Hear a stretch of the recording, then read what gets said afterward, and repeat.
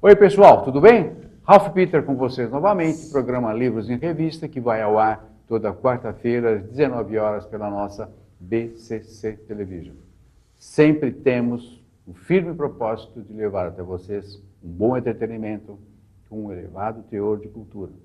Cultura esta, neste momento, Dr. Heino Bussmaster, que está conosco aqui ao meu lado direito, que trouxe a segunda edição do seu livro muito importante, tanto para os profissionais de saúde, de gestão hospitalar, de gestão empresarial de uma forma geral, como para o leigo mesmo, para entender como que as coisas funcionam ou como elas deveriam funcionar. Muito importante, apesar de ser um viés mais administrativo, mais gestional, mas importante para todos nós. Deixa eu fazer primeiro o introito deste moço aqui, que é um currículo miseravelmente grande. Miserável no bom sentido.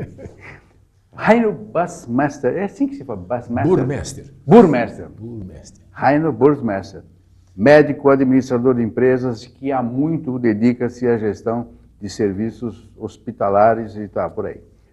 Possui um cabedal invejável, um currículo nacional e reconhecido internacionalmente. Você morou muito tempo no exterior em função disso. Possui um trabalho voluntário muito interessante que visa áreas de pessoas carentes e principalmente de alto risco. Isso me deixou com uma admiração muito maior por você, acredite. E trouxe ao mundo, como já falei para vocês, a segunda edição do livro Manual de Gestão. Não é de gestão, vocês entenderam, é de gestão, organização, liderança e liderança coletiva pela editora Saraiva. Mestre, muito bem-vindo, seja, e eu quero agradecer mais uma vez e principalmente a graciosidade de você trazer para nós uma segunda edição de um livro tão importante que sei o quanto ele é exitoso nas faculdades, principalmente. Tem uma amiga que uma vez falou, olha, eu entrevistei o... Tá brincando? Que você conhece o Dr. Heino? Ah, eu estou comprando o livro que o meu professor indicou e tal. Aí eu peguei o livro que você me deu e presenteei. Você deixou de faturar um livro, sinto muito. E aí, tudo bem, mestre? Tudo bem, satisfação imensa estar aqui. Agradecer seu convite novamente para estar aqui discutindo a segunda edição. Eu é que te agradeço. Esse trabalho voluntário que eu acabei de... Bom, essa segunda edição é, eu presumo, revisada, seja preenchida com algo novo que você amealhou pelos cantos aí. Revisada, eu adicionei 2 capítulos. Um capítulo sobre governança corporativa e um sobre risco empresarial. São 2 capítulos que você analisa o risco na gestão hospitalar ou não, no total, no geral? Livro, embora a minha vida profissional seja toda ligada à saúde, esse livro ele está muito mais aberto. Né? Embora ele seja calcado na minha experiência na área da saúde, ele é aberto para gestão de um modo geral. Ele tem muito pouco direcionamento para a área da administração hospitalar. Ele vê a questão dos processos dos processos da liderança dentro das organizações. E nesse sentido, a governança corporativa, que eu cito meio en passant na primeira edição, eu dei um destaque maior porque, na verdade, essa questão da liderança coletiva, da liderança sistêmica, da liderança compartilhada, que é um conceito bastante atual. Necessário, eu diria. Sem dúvida, sem dúvida. Uhum. Ele tem...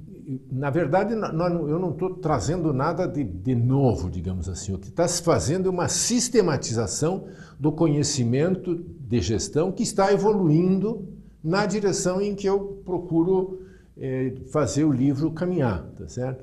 Então, essa questão da governança corporativa, que é um conceito relativamente novo, tem 20, 30 anos, talvez, isso em gestão não é grande coisa. Até amadurecer. Exato, está amadurecendo. E justamente, eu acho que o conceito da governança corporativa, com esse da liderança compartilhada, da liderança coletiva, que o livro basicamente está calcado nisso, são conceitos que se complementam, tá certo? Eu diria que se reforçam, inclusive, né? A prática da liderança coletiva está muito baseada neste conceito da governança corporativa. A governança corporativa nada mais é do que você entender a organização, entender a empresa, etc., como buscando satisfazer todos os interesses dos diferentes grupos de interesse que a organização tem. Não só o lucro para o dono, ou para o acionista, etc., mas considera todos os grupos de interesse. E todas as organizações têm pelo menos 5 grupos de interesse. Os donos, para começar, que são os investidores, né? Os cotistas, os sócios. No caso das organizações públicas estatais, o Estado, né, que é o dono dessas organizações. Mas além deste interesse, existe o interesse das pessoas que trabalham na organização. Elas têm interesse que a organização se mantenha, porque é essa organização que gera o seu salário, etc., lhe dá condições de sobreviver. Existe um outro grupo de interesse que são as pessoas que compram os produtos ou os serviços, que são os clientes. Eles têm interesse em que a organização se mantenha, produza bons serviços, bons produtos de qualidade ao custo mais baixo possível, etc. É um grupo de interesse importante dos clientes. Os fornecedores é um grupo de interesse importante porque eles querem manter a galinha dos ovos de ouro, tá certo? Quanto melhor eu fornecer, quanto melhor for minha relação com a organização que compra os meus produtos, melhor para mim e melhor para o conjunto da sociedade.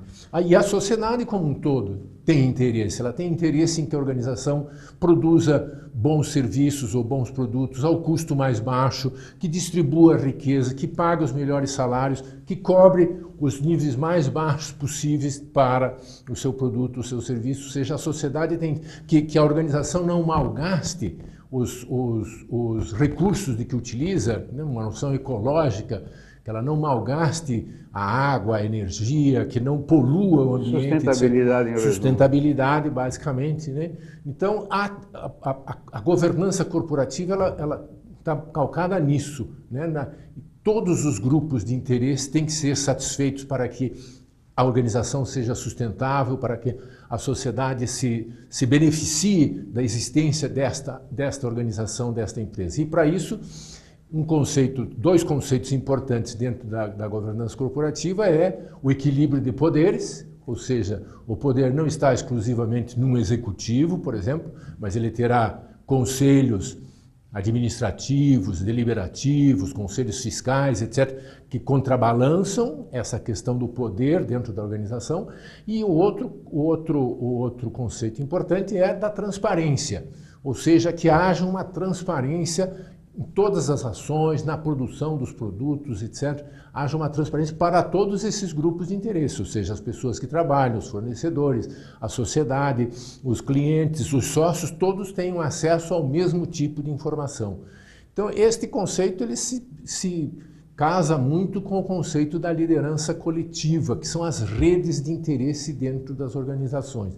E isso está sendo praticado, bem ou mal, em diferentes níveis, em diferentes organizações. Cada vez mais elas estão progredindo neste sentido. Esse conceito da liderança coletiva está cada vez mais forte. Se você é uma empresa, por exemplo, que tem ações na Bolsa, né, elas terão todo o interesse. Se você vai investir numa empresa que tem ação na Bolsa, você tem todo o interesse em conhecer essa empresa, em saber como é que ela é, quais são os seus relatórios, quais são os seus balanços, etc. Porque você não vai investir o seu dinheiro sem conhecer a empresa. Então, esse conceito da transparência é muito forte nas empresas que têm ações na Bolsa. Inclusive, tem níveis diferentes na Bolsa. Existe um nível que chama novo mercado. Esse novo mercado, as empresas que estão com ações na Bolsa e que optam por participar do novo mercado, elas se submetem a um nível de exigência de transparência maior do que as outras organizações. É um crivo necessário, mais forte, tá certo? Então, este conceito da governança corporativa, eu acho que há um imbricamento disto com a liderança coletiva. Os dois se reforçam.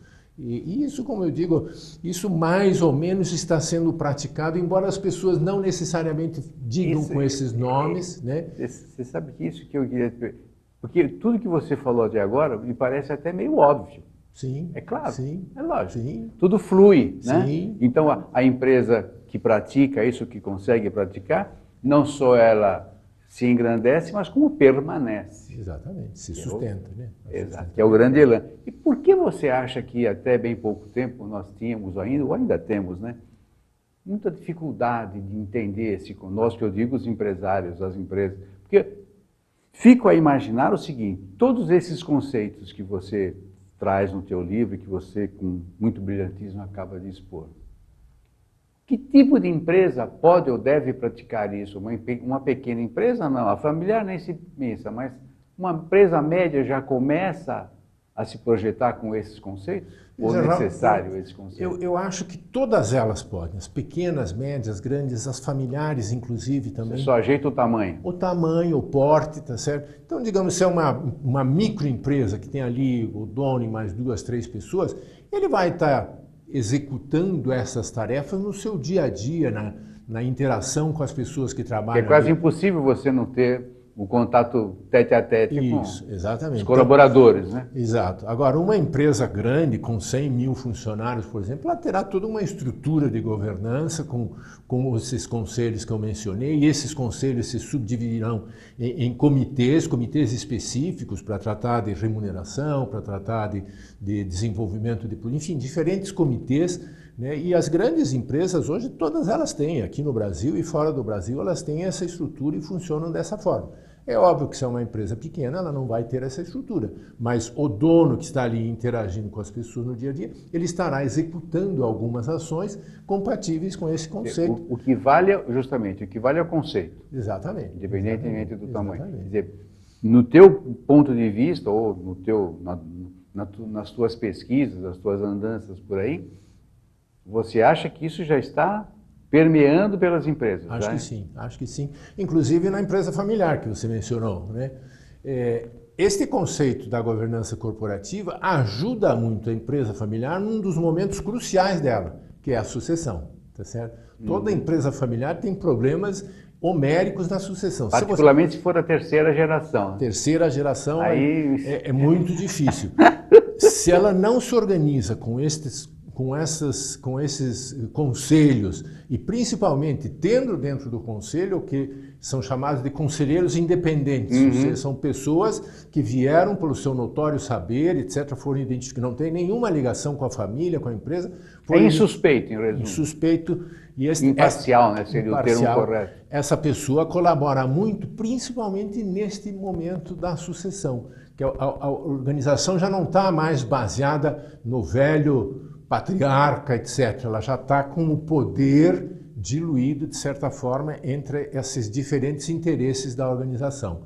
Então, isso facilita essa questão. E as empresas familiares estão praticando muito essa coisa Estão falando do Brasil. No Brasil, elas estão preocupadas. Recentemente, eu fiz um curso sobre governança corporativa e havia vários herdeiros ali de empresas familiares que estavam ali justamente aprendendo como estruturar e fazer funcionar a sua cultura, a sua governança. Isso é alvissareiro, porque não só melhora os nossos padrões, como também nos deixa com uma imagem muito melhor no exterior. Sem dúvida. E agora captar recursos, inclusive. E agora com essa questão toda da Lava Jato, tudo isso aí escancarou a necessidade disso, tá certo?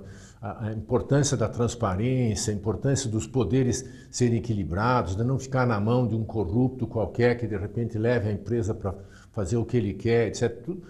Eu acho que a Lava Jato está, de certa forma, ajudando no sentido de que as organizações se preparem para um novo tempo. Né? Muitos disseram, nossa, vai enxovalhar o nosso nome lá fora. Imagina. Pode ser que um primeiro impacto seja um enxovalhamento, todavia, mostra que nós estamos com vontade de acertar. Sim. Não sei se você pensa. Sim, e primeiro também que corrupção não é uma coisa nossa só. Né? Não, só que lá fora se pune, aqui se erige um estátua em praça pública normalmente. Exatamente. E talvez uma das formas de sair isso é você estruturar melhor as empresas com uma governança mais confiável, principalmente com essa coisa do equilíbrio do poder. Ele não está na mão de um que de repente é corrompido ou é corrupto por natureza e leva a empresa, ele terá que traz a empresa no esteio. Leva junto a empresa para o nível da corrupção que ele quiser. Se você tem equilíbrios de poderes, diferentes mecanismos internos, alguém vai dizer, não, peraí, o que é isso? E aí a transparência, né? Sabe uma coisa que sempre desde quando eu te conhecia, acho que eu nunca te perguntei. O que vem primeiro, ou os dois juntos, o médico ou o administrador? Porque você fala de administração com muita fluidez, com muita clareza. Então a gente aprende literalmente contigo. Com certeza eles estão aprendendo também. O que vem primeiro, o médico, o administrador, ou quando que os dois se juntaram? Considerando que a minha graduação primeira é em administração, eu fiz a graduação em medicina depois, então o administrador, por esse padrão, o administrador vem primeiro. E na verdade eu fiz muito pouca prática clínica como médico. Na verdade, a minha atividade profissional, praticamente toda ela foi em gestão de serviços de saúde. Muito pouca prática clínica. E nesses serviços voluntários e voluntariosos que eu mencionei, que você fez no México? No México foi antes de eu me formar, então ali, mas eu já estava trabalhando na área da saúde, eu fiz um trabalho lá com uma organização sem fins lucrativos, que tinha um programa de desenvolvimento comunitário numa pequena vila de indígena, e eu fiz uma parte da saúde. Dentro do desenvolvimento da comunidade tinha um componente de saúde e eu era responsável por fazer aquilo. Mas na verdade, nessa condição de voluntário, etc., você não põe a mão, você não tem autorização. Não lida com paciente. Você não lida com nada, você tenta só organizar, coordenar. A logística, pegar as forças vivas da comunidade, instruí-las. Tinha muito trabalho de instrução, treinamento, etc. Então, e aí agora que esse outro trabalho voluntário que eu faço, que é com o CQH, com o compromisso com a qualidade hospitalar, esse sim é ligado diretamente com a gestão hospitalar, e aí eu faço o trabalho voluntário, mas de certa forma acabo sendo beneficiado pelo conhecimento que eu adquiro nessa interação com os hospitais, etc. Né? Embora não remunerado, é um trabalho que você aprende muito. Termina. Você aprende muito pelo fato de você estar em contato constante, né, com as organizações. Você entra dentro delas, você aprende, você interage com os gestores, etc. Então você ganha muito com isso, embora não tenha... Esse mês que você mencionou agora é CQH. Exato. Controle de Qualidade Hospitalar. Compromisso. No começo no começo a gente chamava controle. E aí a gente foi evoluindo para entender que não é tanto controle. Ou os hospitais têm interesse em melhorar a sua qualidade, ou não, a coisa não vai. Mas isso vale para hospitais públicos ou todos? De qualquer natureza. Públicos, privados. Nós temos em torno de uns 200 hospitais, mais ou menos, que estão vinculados, aderidos ao programa, nós chamamos. Né? São hospitais de pequeno, médio e grande porte, da capital, do interior, alguns de outros estados também. E públicos e privados, né, sem fins lucrativos também. Então, é um universo bastante representativo da realidade hospitalar brasileira. A gente trabalha aí com uma amostra bem... E aí a gente faz o quê? Nós fazemos cursos, treinamento, usando grande parte essa metodologia que eu utilizo no livro. Você põe no livro. São cursos, nós temos grupos de benchmarking, ou seja, são grupos específicos de um hospital que se reúnem a cada 3 meses para discutir aspectos específicos daquela. Por exemplo, tem um grupo de benchmarking de gestão de enfermagem. Então, as enfermeiras se reúnem, discutem, definem indicadores para medir a sua produtividade, etc. Há um outro grupo de benchmarking da controle de infecção hospitalar, que é um aspecto importante também. Então, cada 3 meses, as pessoas responsáveis pelo controle de infecção hospitalar se reúnem, discutem, definem indicadores e assim por diante. Além disso, nós temos também publicações, né? De certa forma, esse livro ele não, né, é um produto desse trabalho. Quer dizer, eu aprendi grande parte dessas coisas que estão no livro a partir também dessa ação dentro desse programa. Mas nós temos outras publicações específicas para a gestão de enfermagem. E temos também o grande tônus desse programa é difundir uma metodologia de gestão. Né? E a gente faz isso por diferentes formas. publicações, cursos, etc. E também, eventualmente, se os hospitais querem e pedem, nós fazemos uma visita de avaliação da conformidade deste hospital com as regras deste programa, que no caso da visita se traduz em um roteiro de visita que tem em torno de umas 400 perguntas, mais ou menos, que são respondidas sim, não. Então é um grupo... Leva uns 3 anos. Não, nós fazemos isso num dia. A gente faz num dia. A visita começa de manhã, uma revisão de documentos e uma reunião com as forças vivas da organização, em que se discute ali uma série de documentos, e depois há uma visita ao hospital, a alguns aspectos do hospital que foram levantados por essa revisão. Qualquer tamanho. Dos documentos, qualquer tamanho. Excepcionalmente, nós fizemos uma visita em mais de um dia, mas é excepcional isso. De um modo geral, é feito em um dia e é feita por voluntários. Há um grupo de mais ou menos umas 100 pessoas que ao longo desses anos trabalharam com isso, médicos, enfermeiros, administradores, advogados. Quer dizer, o espírito é melhorar o padrão. E o espírito é basicamente a prática da cidadania. Sabe que você mencionou um grupo de pessoas que se reúnem sistematicamente para falar sobre infecção hospitalar. Há muito tempo eu não ouço falar de um problema de infecção hospitalar. Será que tem alguma coisa derivada disso ou não? Veja, eu acho que, de um modo geral, eu diria para você, nesses últimos 40 anos que eu estou aí, a questão da gestão hospitalar no Brasil melhorou muito, tá certo? Em todos os aspectos. Precisa acreditar porque eu vivenciei isso. Então, ou você acredita nas minhas palavras? Não, você é uma pessoa absolutamente incrível. Mas eu acho que melhorou muito. Inclusive nesses aspectos da infecção hospitalar. Há muito, você falou o termo, faz tempo que eu não ouço isso. De um modo geral, isso se tornou uma preocupação importante nos hospitais, né? Todos eles, há uma legislação específica. Um lance de higiene muito forte, obviamente. Não, e também exigindo a existência de comissões de controle de infecção hospitalar nos hospitais, e essas comissões têm toda uma regulação de como atuar, etc. Então, tudo isso... Até bem pouco tempo eu notava, ou eu achava, né, que as pessoas que atendiam, principalmente as pessoas no hospital, tanto na enfermagem, me passava a impressão de que, você fica aqui e você vai aprendendo com vagar. Já ultimamente eu tenho visto que mesmo as pessoas que estão iniciando uma carreira já tem um certo mecanismo, um certo maneirismo profissional de lidar com a coisa, ou seja, o amadorismo parece que ficou um pouquinho relegado ou já não existe mais. Estou certo ou estou errado? Voltando à colocação anterior que você fez, se isso está sendo praticado nas empresas brasileiras, eu acho que essa constatação que você faz dos hospitais é reflexo um pouco da melhoria da gestão dos hospitais, da governança dos hospitais, da importância do grupo de interesses, inclusive os clientes, que são... Exigência de mercado, talvez.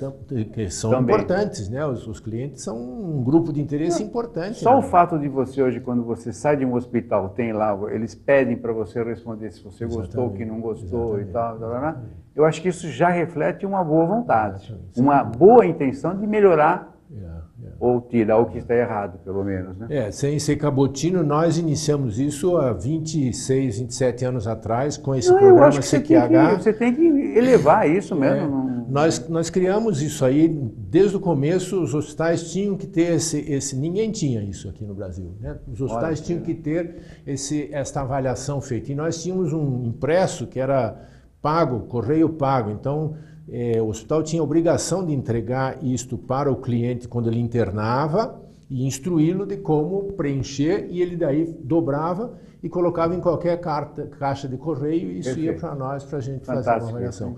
Depois, na evolução do tempo, a gente acabou parando com esse tipo, e o que nós fazemos quando a gente faz a visita ao hospital, a gente vai ver qual é o sistema que ele tem de avaliação. Eu tenho recebido pela internet, até de laboratório clínico, como é que foi bem tratado, não foi e tal. Mestre, infelizmente o nosso tempo já é Elvis. Meus filhos foram já Elvis. Já era mesmo. Puxa vida, Que bela aula que você deu. Imagina. Eu tenho certeza que eles adoraram e aquela minha amiga vai pedir de novo o teu livro. Segunda edição, com todo prazer. Segunda edição, que vem a terceira, a quarta, Claro. a quinta, e saiba que as portas e janelas da casa, da Agradeço emissora, muito. estão e Agradeço. estarão sempre abertas para você, porque você é uma figura ímpar Agradeço. e de extrema boa vontade. A gente nota isso, você se emociona, você vibra quando fala, você vivencia essa gestão e, olha, isso é absolutamente impagável. Sem Você está de dúvida. parabéns e nós também por termos você aqui. Imagina. Eu que agradeço. Muitas Agradeço felicidades para você. muito. Obrigado. Antes de terminar, os meus agradecimentos sempre, que faço com muito prazer, o pessoal técnico, a Luciana, Betânia, o Márcio, o Verão, e vai por aí, toda esta gente que sempre nos ajuda. Maria Estela Guedes, que através do seu site www.com, situado em Lisboa, nos insere no universo lusófono. Você Ótimo. será visto Ótimo. por todos os nossos irmãos. Ótimo. Pessoal, muito obrigado pela companhia. Até a próxima. Tchau, tchau.